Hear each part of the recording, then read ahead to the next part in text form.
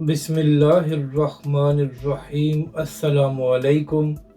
मैं हूं अली असगर और आप देख रहे हैं मेरा यूट्यूब चैनल।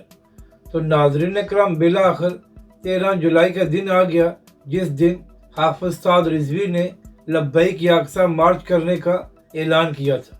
इस वक्त नाज़रीन इकराम, लियाकत बाग में पूरे मुल्क से तहरीक लब्बैक पाकिस्तान के काफ़िले पहुँच रहे हैं और वहाँ पर तहरीक लब्बैक के कारकुनों का समुंदर है और हर तरफ तहरीक लब्बैक के कारकुन नजर आ रहे हैं।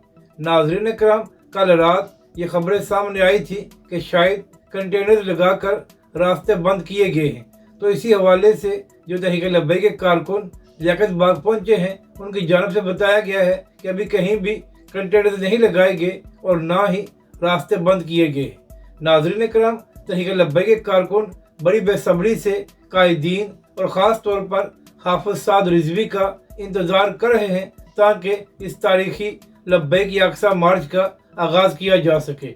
तो नाज़रीन इकराम, जिस तरह तहरीक लब्बैक के कारकुन लियाकत बाग पहुँचे हैं, तो उसके बाद यही नज़र आ रहा है कि आज जो तहरीक लब्बैक पाकिस्तान लब्बैक या अक़सा मार्च करने जा रहा है वो पाकिस्तान की तारीख का एक बड़ा मार्च होगा और तहरीक लब्बैक पाकिस्तान फ़लस्तीनी भाइयों के लिए भरपूर अंदाज में आवाज़ बुलंद करेगी और हुकूमत से भी ये मुतालबा किया जाएगा कि फ़लस्तीनी भाइयों की फिलफौर मदद की जाए और इसराइली मसनूआत का भी सरकारी सतह पर बाइकाट किया जाए।